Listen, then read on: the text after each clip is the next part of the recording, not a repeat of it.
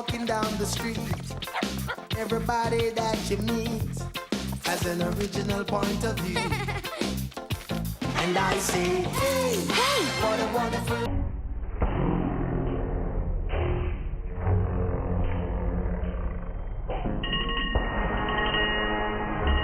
You will see God,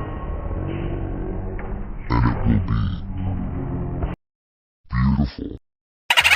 Lately we have strayed to a more goofy theme on this channel, but I have enough respect for you wonderful people to give you some content that you might actually be interested in. I'm not just some madman, look at me in these beautiful eyes. 2 years ago, a YouTuber by the name of Bailey posted what is, for the lack of better terms, an Arthur shitpost. It's nothing but comedy, and I'm going to show the first episode in its entirety so you can get an understanding of what exactly is going on here. The first episode doesn't give any indicator to the rest of the series, and you might think of turning it off afterwards, but I urge you to stick around. Things get pretty interesting. Here, take a look. You've gotta be kidding! A game for kids and grown-ups. What's the problem, Arthur? I think I'm old enough to bathe on my own now, but my mom insists on getting in the tub with me every time. It makes me feel uncomfortable. What should I do? Here's a tip.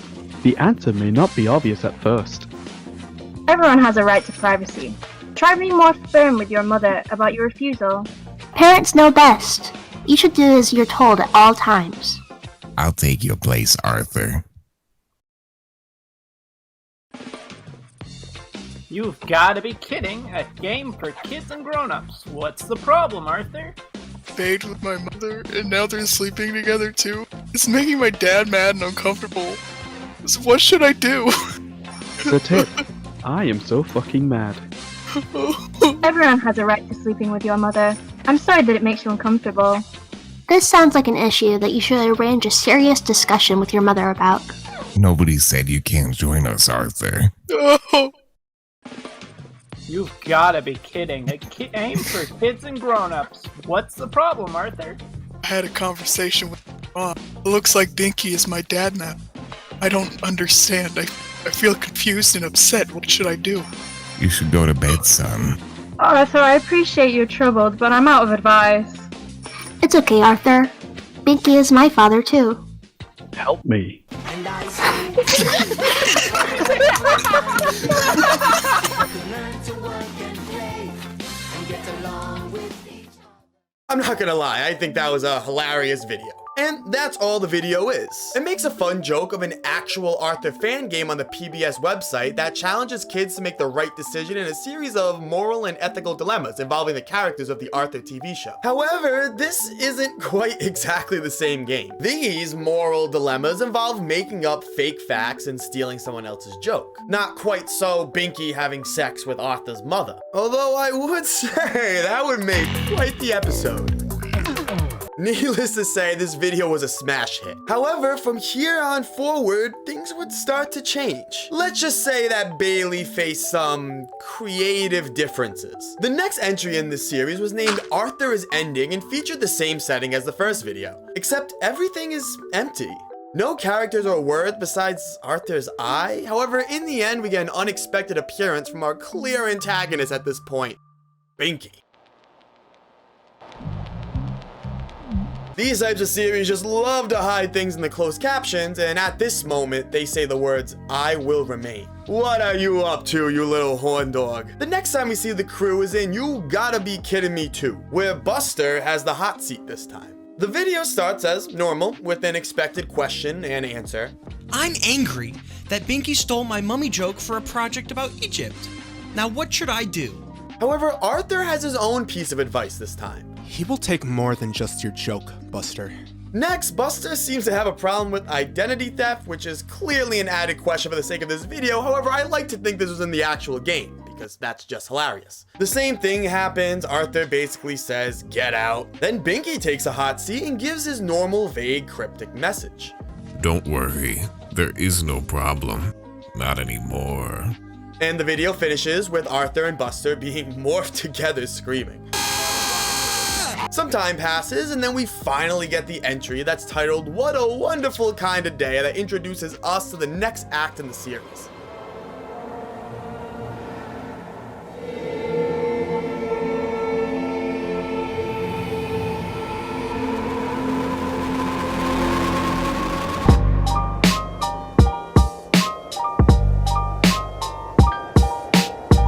Gotta Be Kidding Me 3 gives us a new cast of characters from Arthur with moral dilemmas. W keeps making up stories about a monster in Elwood City and is acting irrational.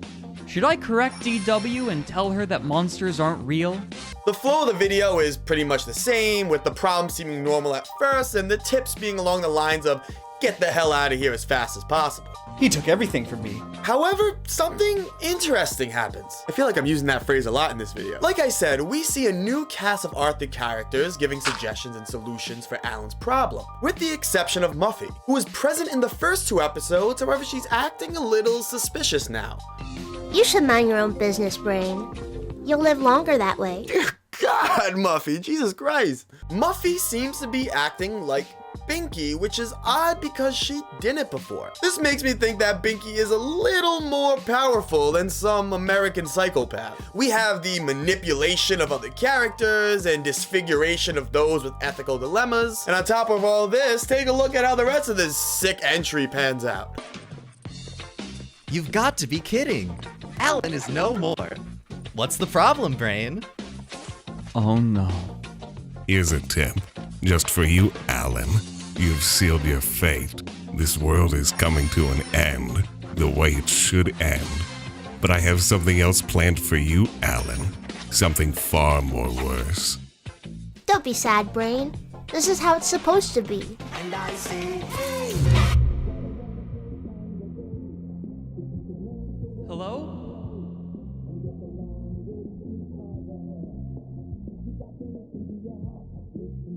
Hello?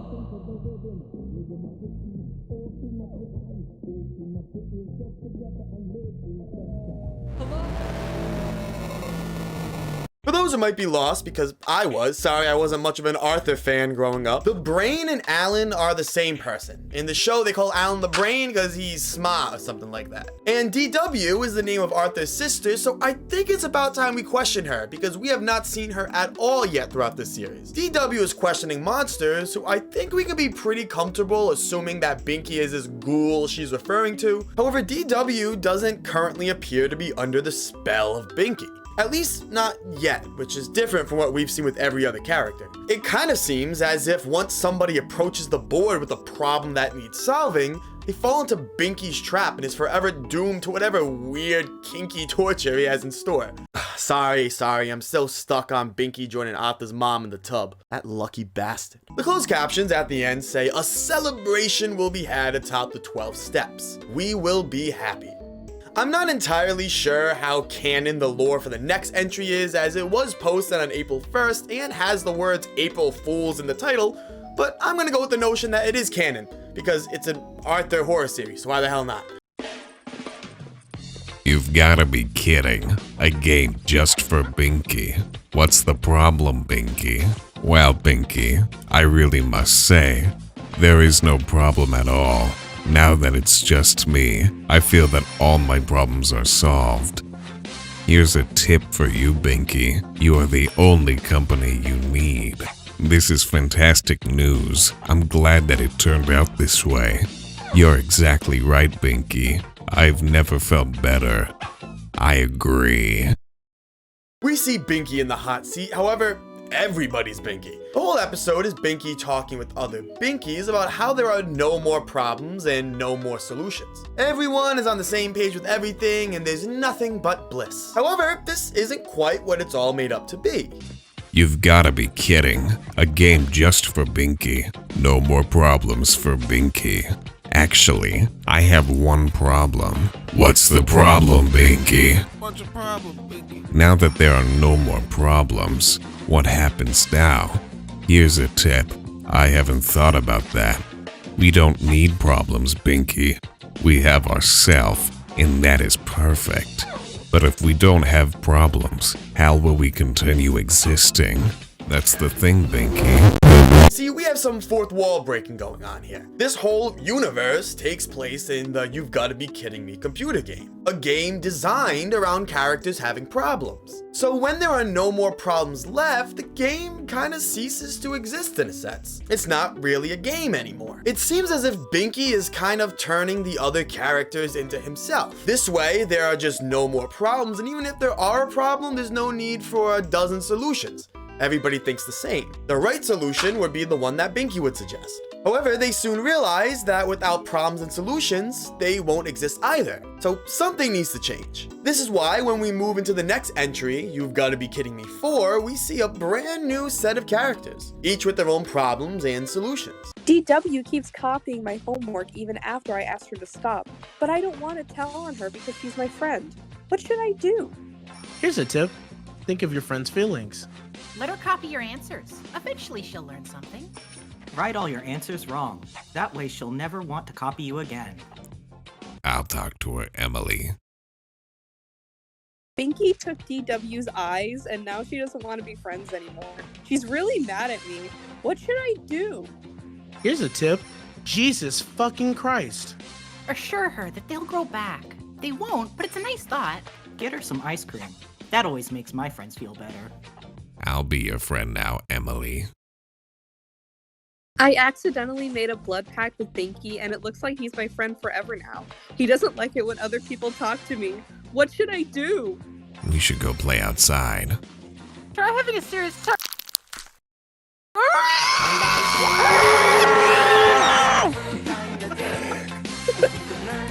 It seems as if Binky brings the problems back, but decides to deal with the solutions himself. You've got a problem with DW? Aight, yeah, I'll take her eyes. You don't got any friends now? Aight, make a blood pact with me. Binky's such a good friend, isn't he? Binky's basically cheating, in a sense. He brings all the characters back with their problems and their solutions so the game will continue to exist. However, the only solution that gets chosen is the one that Binky decides. There's currently no way to go around that. In the end, we see a picture of a treehouse. And if you count the steps for the ladder to get to the top, we can count 12, which is what the captions were referring to. And it seems as if each kid that had a problem in the past entries got kind of WandaVisioned and are currently building the steps to the top. For like a fraction of a second, we see DW with no eyes. Wonder what happened. And the words, "You will only find sorrow," at the top of the treehouse. This ultimately leads to the latest entry in the series, You Gotta Be Kidding Me, Treehouse Designer, which is actually a pretty terrible spot to leave off on if I'm being honest, because it kind of seems like we're going into a whole new saga in the series. Part of me wanted to stop the video here and, you know, wait for more entries to come into the series,